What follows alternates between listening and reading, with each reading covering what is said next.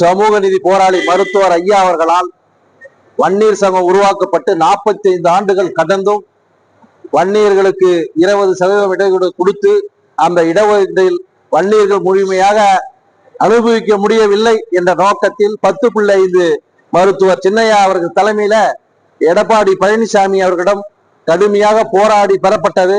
அந்த இடஒதுக்கீட்டை அடுத்து வந்த அரசு மு.க. ஸ்டாலின் அவர்கள் பயன்படுத்தாமல் வழக்கு என்று இழுக்கடித்து 4 ஆண்டு காலம் இந்த 3 கோடி வன்னியர்களை காலம் தாழ்த்தி நாங்கள் உங்களுக்கு இடஒதுக்கீடு கொடுக்க முடியாது என்று மறுத்துவிட்டார்.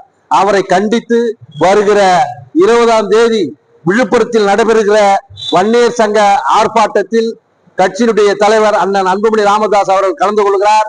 லட்சக்கணக்கான வன்னியர்களை அங்கே திரட்டி போராட்டம் நடத்த தயாராக இருக்கிறோம்.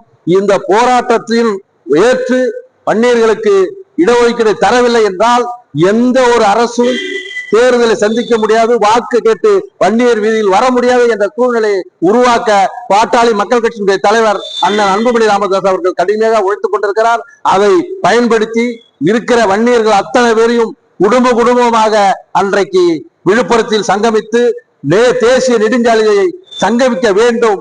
அரசனுடைய வன்னியருடைய ஒற்றுமை அவர்களுடைய வழி அரசுக்கு உணர்த்த வேண்டும் என்று கேட்டு விடைபெறுகிறேன்.